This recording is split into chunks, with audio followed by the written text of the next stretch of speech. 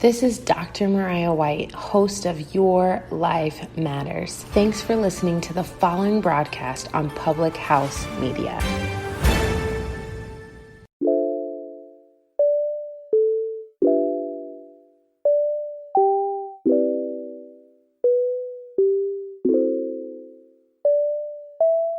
Hello, everyone. Welcome back to another week and another episode of the Food for Thought podcast. I am your host, Kylie Thompson. Thank you so much for joining me today. Before we hop into this episode, I do want to give a quick shout out to our sponsor, Bubbler.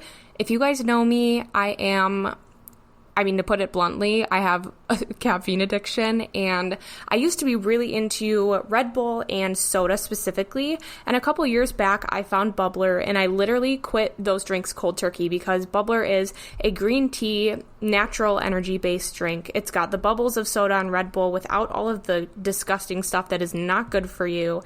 So I've been drinking my one bubbler every day between 2 and 3 o'clock to get me through my midday slump. And guys, seriously, I'm not jittery and there's no crash at the end of the day. So I live in Wisconsin. I can find bubbler at any Quick Trip or any gas station really, as well as at Festival Foods or Target. So if you guys are in Wisconsin, that's where you guys can find it as well. Otherwise, if you are not from the Midwest, head over to bubbler.com and check out their store locator so you can find the cases nearest to you.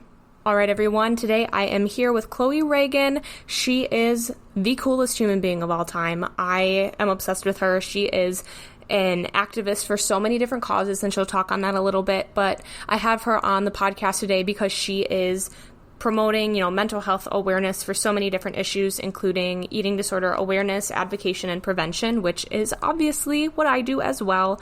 So talking with her was amazing. She is such an amazing advocate. She puts everything out there, and I just really admired talking to her because she was, she stood up for herself and talked about what she did and did not want to talk about with me prior to recording. She was messaging me afterwards talking about other stuff she wished that she had said, and really, she just is so amazing, so thoughtful, and I'm really, really excited for you guys to listen to this episode. I was going to talk a little bit about my vacation, but I decided instead to put it in an Instagram post when it is in regards to my eating disorder recovery and my journey, and talking about, how mental health can fluctuate while you're on vacation. So if you guys don't follow already, make sure to head to the Food for Thought podcast Instagram. It'll be at foodforthoughtpod_, and it's the first post. As of right now, it's Sunday at noon. I don't think I'll post anything else before this episode goes out.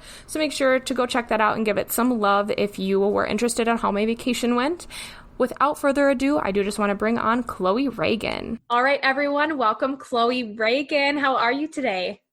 I'm really good, thank you. How are you? I'm good, thank you. So Why don't we just jump right into it? Tell everyone a little bit about yourself. It can be related to your mental health journey or not. Mm-hmm. Just what do you want the listeners to know right off the bat? I think I'll go non-mental health related. My name's Chloe. I'm 23 and I'm from the UK. I studied at Leeds College of Art, and I also did a tattooing apprenticeship for a while as well. Oh, wow. Which was interesting.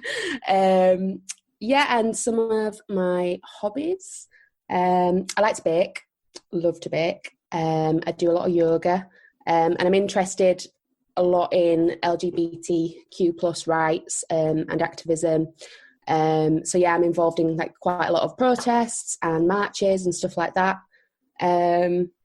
I'm trying to think. When somebody asks you to kind of talk about yourself, you just forget who you are as a person. It's so hard. You're like, there's nothing interesting about me. Yeah. I don't do anything. Yeah. And I also, I'm co-owner of the Happy Box project. That's been running now, I think, for about a year. And that's going really well. Perfect. I actually did want to ask you about that, so we can just jump right in with that. Yeah. What is the Happy Box project and how did that start? So it started, the two other women that I do it with, I actually met them in hospital. And we figured that we were always complaining and never satisfied with the state of the mental health services that are over here. And we sat down together and we was like, what can we do to help these people? And we remembered that when when we were in hospital, we actually received a box from somebody, and it was full of stuff to help aid our recovery. And we remembered back to that and remembered how amazing it was to receive that, and it made the admission so much easier. And it was such a small gesture that it was just amazing. So it was like, well, so the woman who actually run that project, she actually passed away due to her mental health. So we're also thinking, what could we do in memory of her? And then that's how we came across the Happy Box project. And what we do is we have a website, and if people are in supported living or mental health hospital, they can apply for a box online.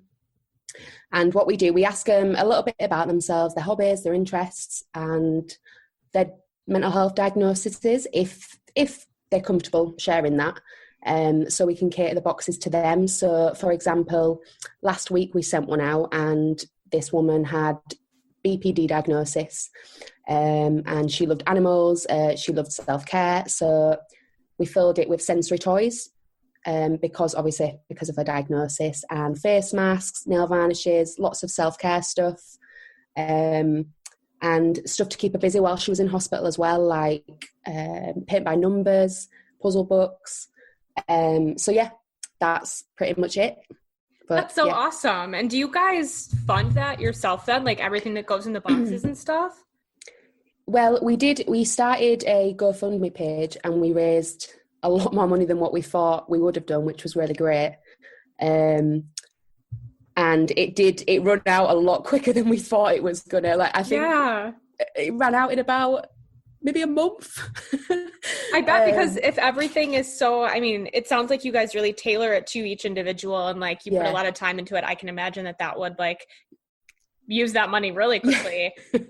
But that's really awesome. That was something that I really wanted to ask you about, because I've kind of looked at some of the links, and I like that that's personalized to the individual and their diagnosis too. Mm-hmm. And do those are they only in the UK, or do you ship like worldwide? At the moment, just UK, but we are hoping, we're going to apply for a grant. Once we register as a charity, then we'll meet the criteria for quite a lot of grants. So once we get that, then we're going to look at actually shipping outside of the UK, which would be great. Yeah, that's so awesome. Can you just tell me like your story with an eating disorder, however you want to tell it? Yeah. So I think around the age, I think I've always had issues with my body. It's always been quite high up there. And I think when I was around 11 or 12, I started to diet occasionally. And it started off just as that, like I'd diet and it'd be yo-yo dieting, then I'd go back to eating properly.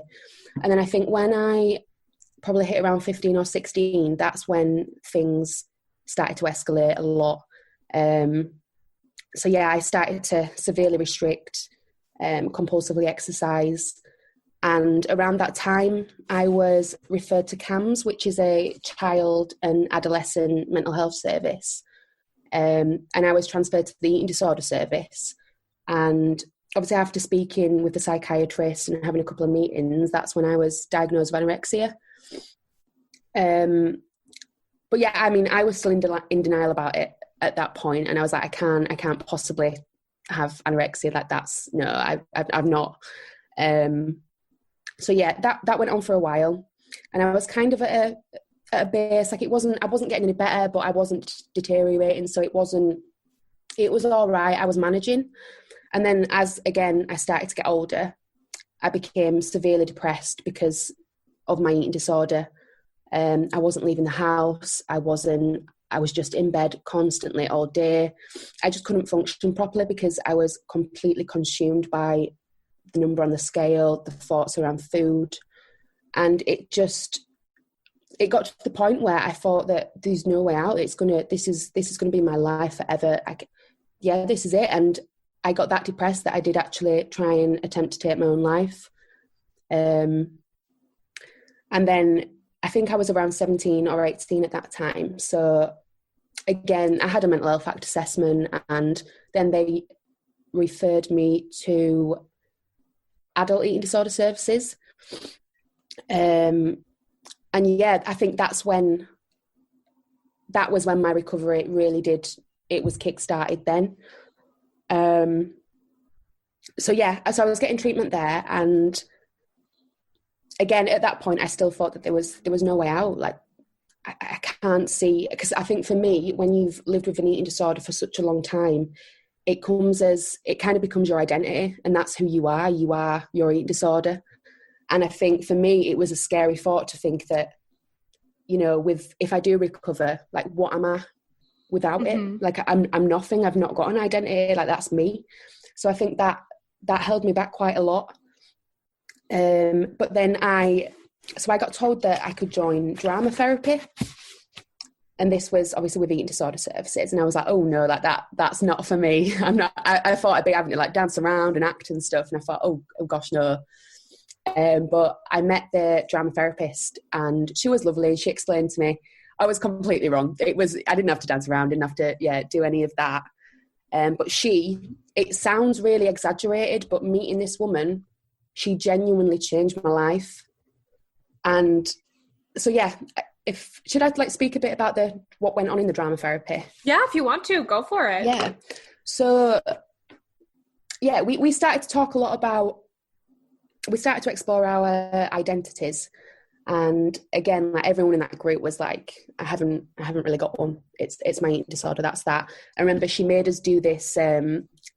She made us get a shoebox. We brought a shoebox in, and on the outside of it, it was full of all the horrible stuff that comes with having an eating disorder. And then in the inside, we had to fill it with stuff that kind of made us. So that, I think, exploring that part of it made me think, oh, well, maybe I have got something other than, having an eating disorder. So we explored that quite a lot, and I think it scared me as well, because I thought that I was kind of trying to look for the Chloe that I knew before the eating disorder. But then she made a point of it being, you now have the opportunity to rebuild yourself and to discover yourself again.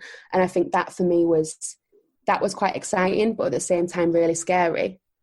So we started to explore that, and then she'd made a point to me that she just randomly came out and said that a thought is just a thought. And I was like, what do you mean by that? So she went to explain it, and she was saying, when you get this disordered thought, you engage in it straight away to get rid of it, to reduce that anxiety. But she said, if you were just able to sit there and sit with it, no matter how uncomfortable it is, then you will get through it, and you don't always have to act on the thoughts to get rid of them. So again, I was like, oh, that's not true. No, don't believe you, not happening. And at first it was incredibly hard to just sit with it. But I noticed the more I sat with it, the easier it got. So there was that. And then she also explored the idea of being well at your core and having an innate well-being. So underneath it all, you are well, and you are inside of there. So I used to explore that. And I think for me, she just allowed me to see what life would be like without an eating disorder. And that for me was so special to me. And I think that's what actually kickstarted my recovery, all the work that I did with her. So it went on from there. And then eventually, obviously, I was discharged from services. And I think now I would consider myself fully recovered. And I mean, I still do get disordered thoughts, but now I can kind of sit back, acknowledge it, and be like, I don't want to listen to you. Like, see you later. I'm not listening. Yeah, you have like the tools to get through those now. So I totally get that. Yeah, and I think like now I do get times where I feel like I want to relapse and I miss how I used to look. But I think what was pivotal in my recovery was realising that no matter how much weight I lose, my eating disorder will never be happy. Mm-hmm.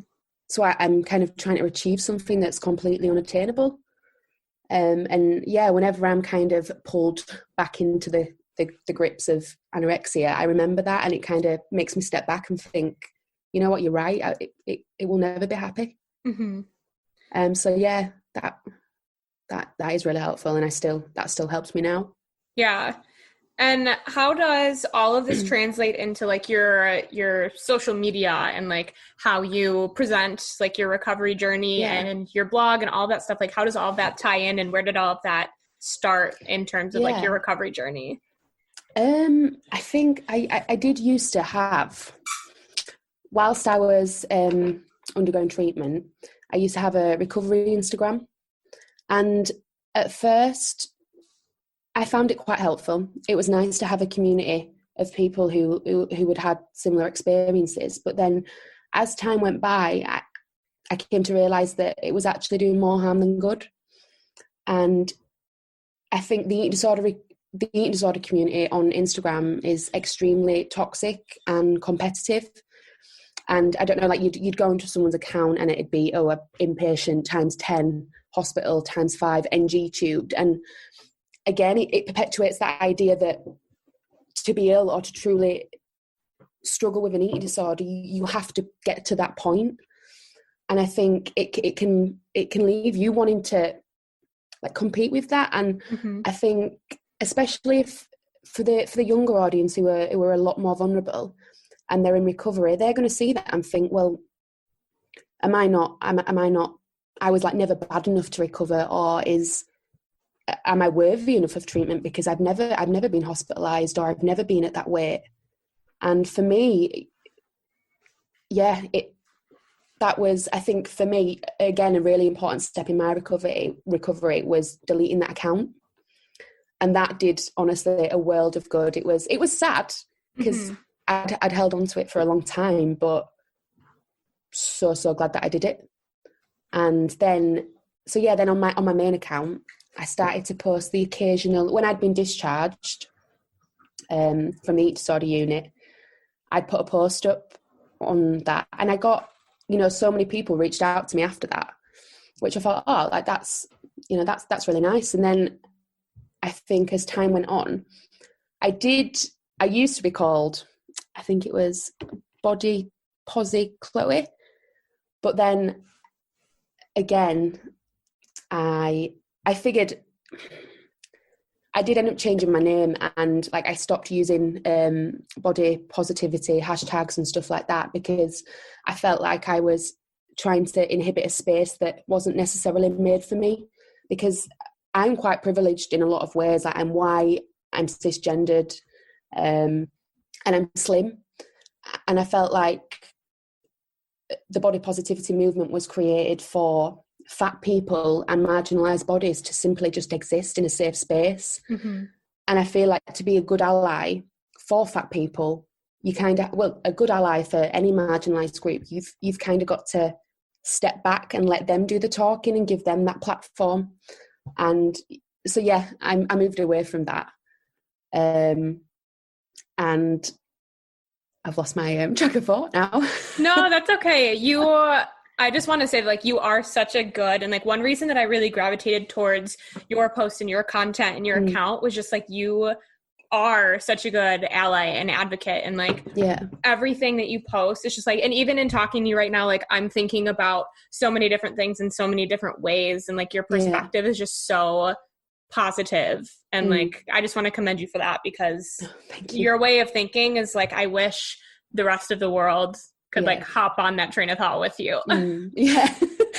Thank you. Yeah, of course. Yeah, and I think as well, I owe quite a lot of thanks to the fat people that I follow on Instagram for just unapologetically existing, because that helped me so much with my recovery. And I think without them, I probably wouldn't have got to the place that I am now.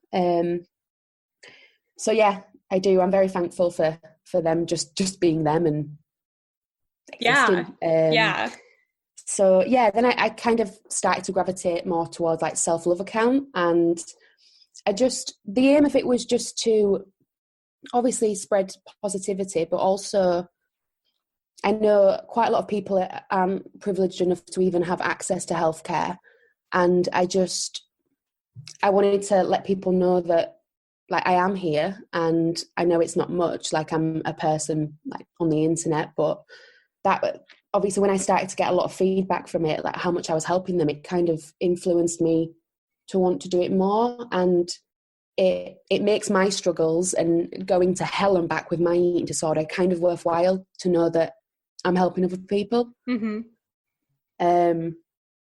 So yeah, then it started to get more about kind of more body neutrality, because I think that reaching body love is completely unattainable, and I think now I've got to the stage where I'm not happy, but I'm not happy with my body, but I'm also not unhappy with it. Mm-hmm. And I think for me, that's what body neutrality is about, being kind of indifferent about the way that you look. And now, because I kind of let go of that eating disorder identity, I've had chance to find myself and to create a new identity. And that's kind of, again, I'm not hyper-focused on the way that I look, and it doesn't bother me anymore. And I think I was getting frustrated because I thought, I've got to love my body all the time. This is what eating disorder recovery is. I've got to love it. I must love it. And then I realised that that's not it. It's being indifferent. So, yeah.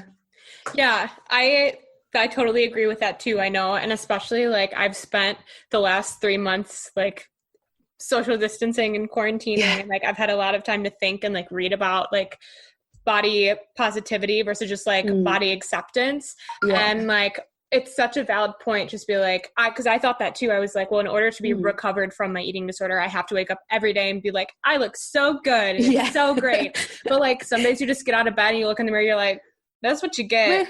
Like, it's like, what like, and I can't even explain it, but like there were, and I'm sure like you can say this too, like there were so many days where I woke up and just like hated everything about the way that I look, that like some days getting up and just being like, is okay. I'm like, cool, that's better than what it used to be. And like, that's growth, and that's great. Exactly. So like, I totally feel that. Yeah, that is it. You explained that so much better than me. Like I said, I've had 3 months to like sit on it. But I was going to ask you too, like, what is your experience with COVID-19 in regards to like your mental health and stuff like that?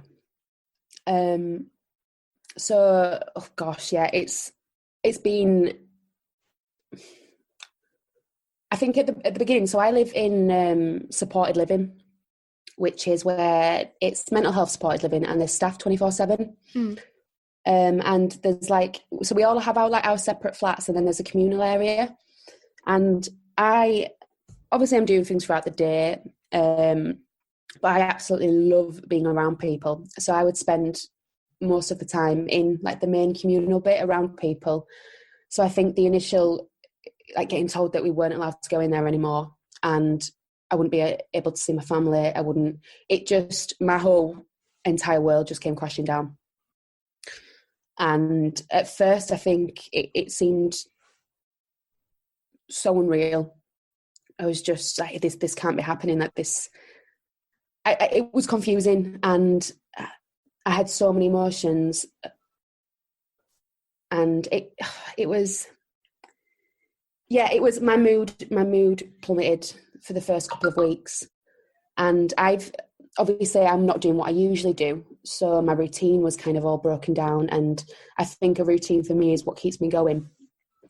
And I think because there's not much to do, you've got more time to sit with your thoughts. And I know that I do things so fastly and so quickly and so much to kind of avoid how I'm feeling. So to kind of have to sit down and sit with them uncomfortable feelings, it was hideous, horrible. And in terms of my eating disorder,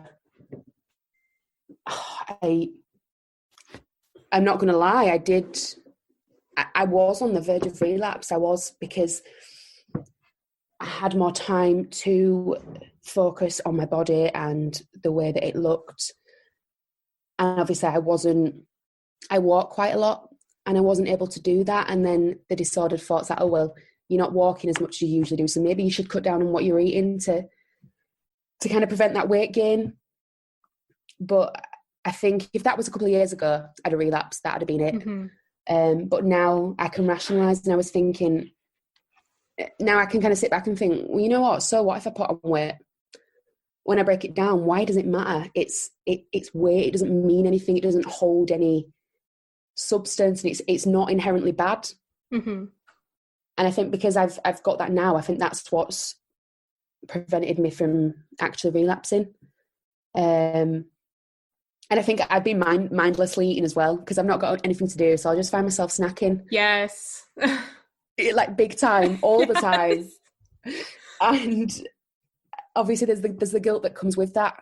Like, oh, maybe I shouldn't be eating that. And I think I did suffer with binging quite a lot. And if you've suffered with it, as you'll know, I think with that, it kind of all or nothing and very black and white mentality comes with it. So, you know, if I'd been picking throughout the day and eating quite a lot, or eating more than what I usually would, in my head, it would be like, well, you've fucked it up now, so you might as well go binge. Like, Yep.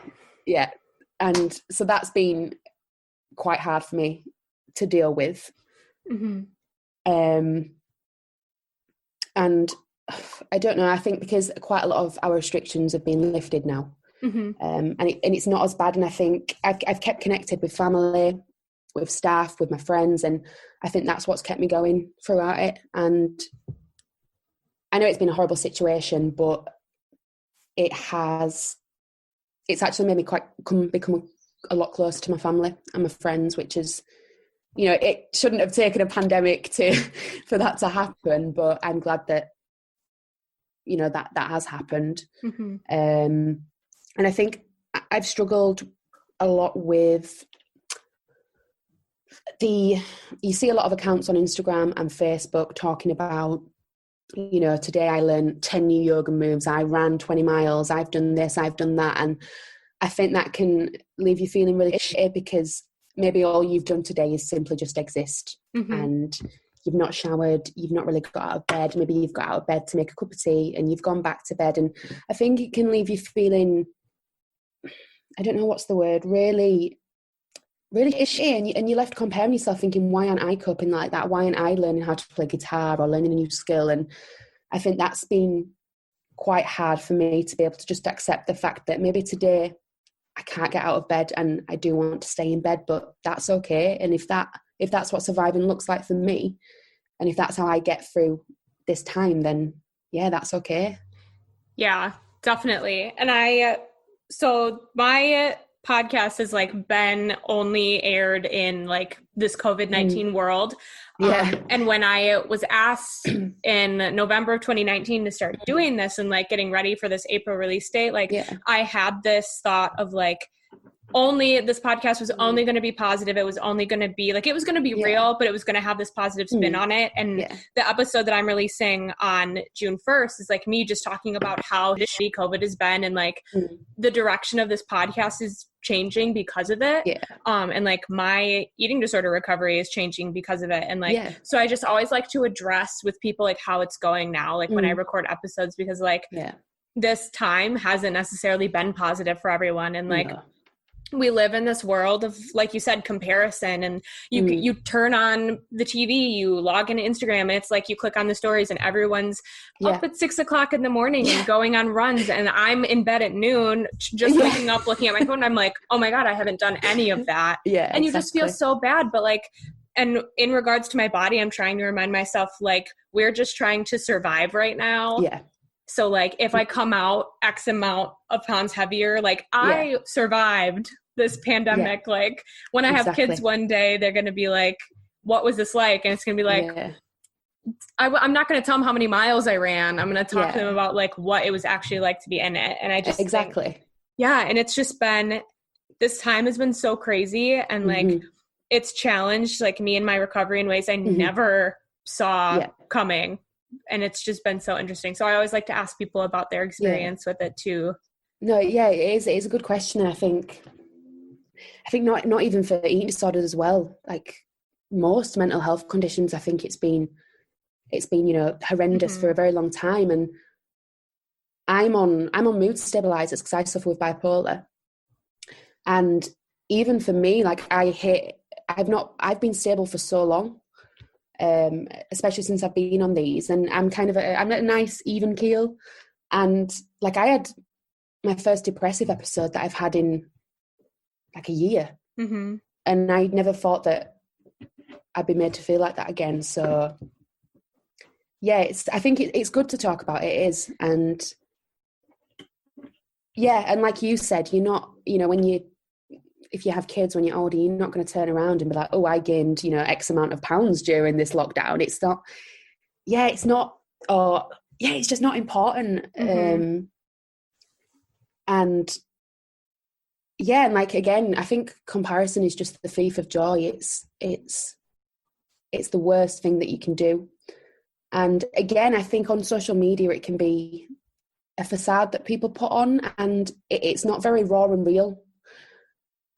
And I think that's super important to remember that, it's not real. It's not realistic. It's not, mm-hmm.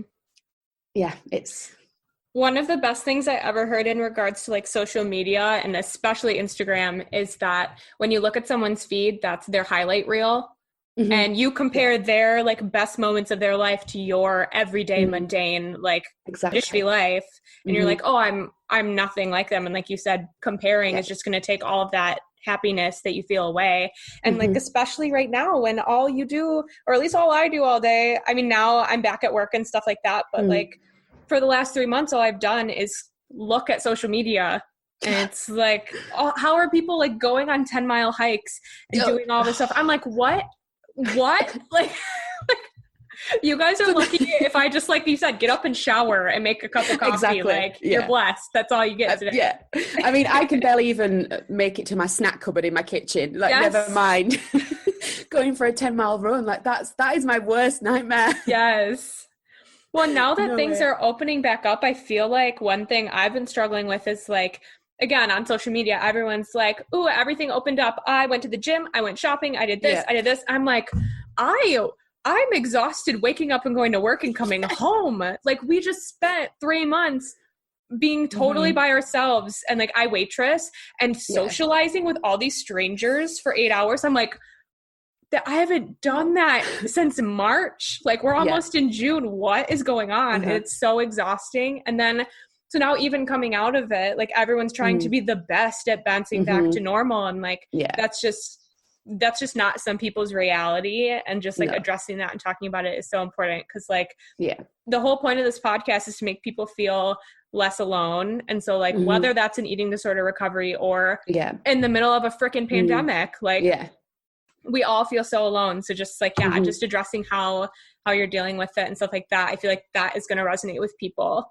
Because definitely. We're all in the same boat at this point.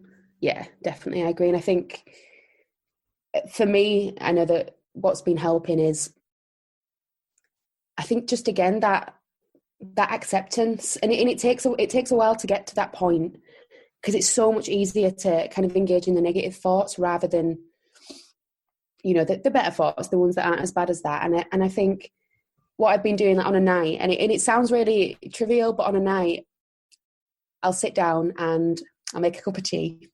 Very British thing to do. And I'll sit down and then I'll write as many things as I can think of on a piece of paper, things that I've done today that I'm proud of. And I think it's made me appreciate the small things. Like, for example, on the list that I did last night, what did I put on there? So it was like, I managed to make myself tea. And I've not made that in a very long time. I made my bed. I was just thinking that. It's like, I make my bed every day. Yeah, exactly. And I think I'd gone round into the back garden and I'd had a sit down and had a chat with people. And I think socialising can be quite hard when you're not, it takes a lot of energy. So I did that, and I even gave my entire flat a clean and watered my plants. And I never do that. They all die within like a couple of days.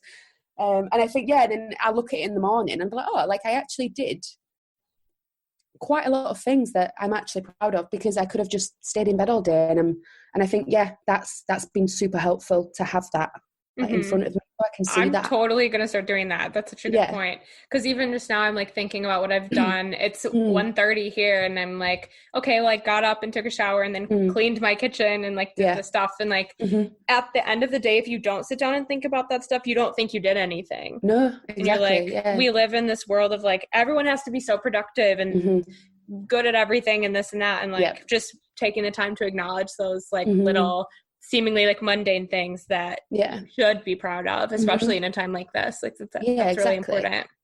And I think as well, if it was turned around and, you know, somebody else said, like, if you'd come up to me and told me that, I'd be like, girl, that is great. Like, that's incredible. That's amazing. And I always try and turn it around as well and think like, what would I say to somebody else who told me that? I remember my friend a couple of days ago had said that she'd made a cake and obviously she suffers with an eating disorder, and she'd even considered trying some. And she was just like, oh, like I couldn't even try it. I couldn't even have a piece of it. And I was like, girl, 2 months ago, you wouldn't have made a cake. A month ago, you wouldn't have even contemplated having a bit of that cake. Like even contemplating, like you nearly did that. And that is absolutely incredible because 2 weeks ago, you wouldn't have even thought of doing that. So yeah, I think it's so important. So important. Definitely. Yeah. So then one of the last things that I want to ask you is pretty much I like to leave everyone with like a mic drop moment to give people the opportunity to say something impactful. So like what is any food for thought that you have remaining for our listeners to kind of chew on after this episode? I've got a couple of things. I just want to put it out there that I know that if you are in the depths of your eating disorder right now, and it probably feels like there'll never be a way out, never. And it feels like there's not a light at the end of the tunnel. But honestly, going through an eating disorder was, I can't even put into words, a complete and utter living nightmare. And there were a point where I thought I'm never going to recover. And my life is going to be like this. This is for the rest of my life. I'm just going to be in and out of treatment. That's it. But now I am actually at a place where I can say I'm fully recovered. And I didn't believe that. I didn't think there were going to be a chance that in maybe 7 years down the line that I could actually sit here now speaking to you and say that I'm fully recovered from anorexia. So I think, it's so important to keep that in mind. And I have got like 3 quotes that I've kind of lived by. I've forgotten one. A minute, let me find it. Where's it gone? A minute. On a side note, your highlight in the lighting right now in this Zoom call is like so good. You turned and I was like, oh my gosh. I've lost. Oh, found it. So, where's it gone? So yeah, what I'd mentioned earlier about bearing in mind that your eating disorder will never be happy no matter how much weight you lose. And then coming from that as well, that also made me think that it's not your body that you need to change. It's the way that you see yourself that needs to change. And that, again, was a pivotal moment in my recovery. And also, this too shall pass. I live by that quote because it is true. It does pass. And I know it's so uncomfortable to sit with a thought of a disordered thought in general. It is so uncomfortable. And sometimes it feels like, well, it is easier to just engage in eating disordered behaviours. And I'm not putting this lightly, it's incredibly horrible to have to sit with it, to sit with that uncomfortable feeling, but it does pass and it will pass. And the more you do it and the more you sit with it, the easier it gets. So yeah, that as well. Beautiful. I love all of those. I live by a lot of those too. So that's so awesome. Is there anything else that you want to say to people before I stop recording? There's so much that I wanted to say, and I'm really worried that I might have missed things out or that I've not said the things that I want to do. I feel like I didn't really emphasize how, when I was obviously talking about my journey, how what I missed off actually was, when you'd asked me about why I'd started the account, Mm-hmm. I think I started it as well, just to throw in there that I was aware that I've been quite lucky with my treatment, because in the UK we have a BMI cut-off threshold. So you have to be under a BMI of 13.5 to even be considered for inpatient treatment, which is horrendous. And I'm aware that not a lot of people, probably 80% of the people struggling with an eating disorder, they're not going to be under that threshold. And that means that they actually haven't got access to eating disorder treatment. It's just not there for them.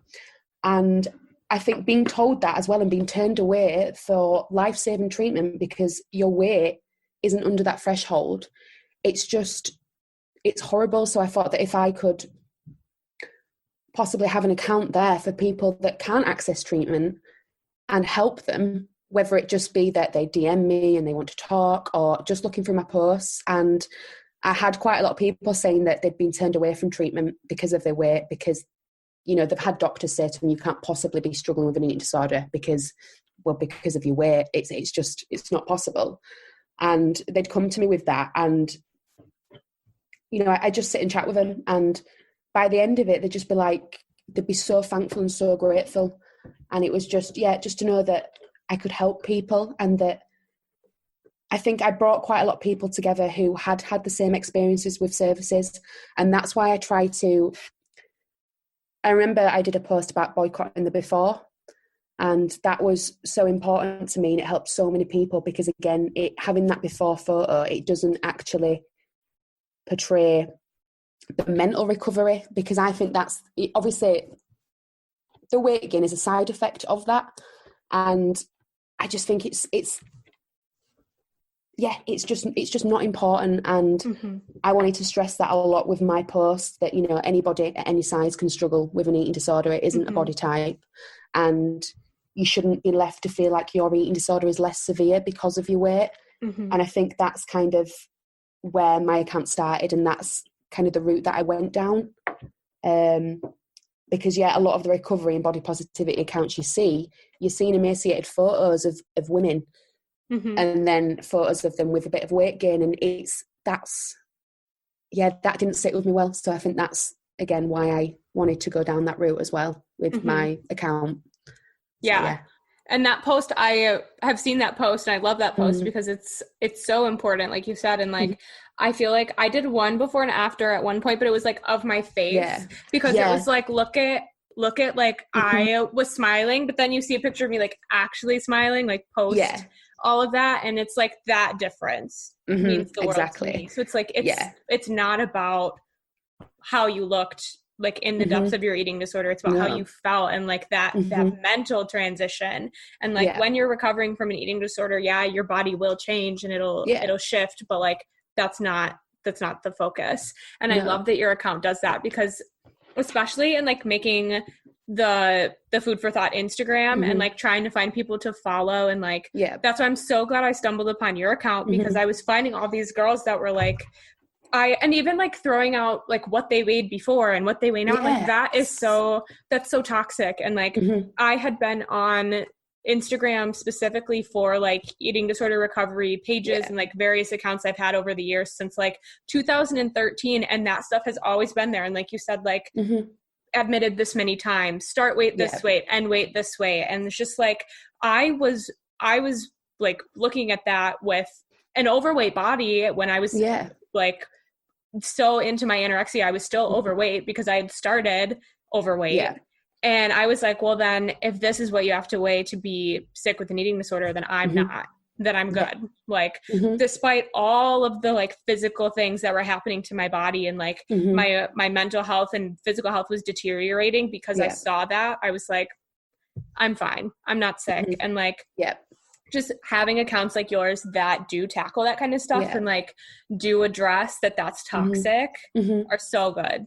Yeah. And I think as well, that is a big barrier as well for people actually accessing treatment, because they're going to be stayed away from going with the fear that the doctor's going to laugh in the face and be like, you haven't got an eating disorder. You can't have an eating disorder. So yeah. Well, is there anything else that you want to add? I could literally talk to you all day because you're so... You're so nice. Can we just have like a general chit chat at some point? Yes. But no, I think I've covered everything. Yeah. So, Okay. yeah, I just want to say thank you for the opportunity because it's been. Thank you.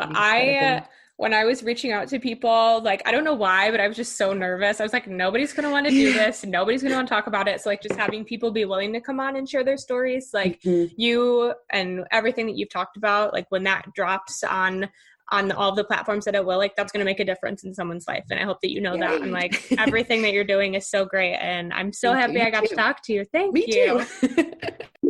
All right, everyone, that is it for this week's episode. Thank you so much for tuning in to my conversation with Chloe Regan, and I have linked all of her social media in the description for the episode, so make sure to give her some love, send her some follows, and just support her in all of the amazing things that she does. I will talk to you guys next week. Enjoy your day.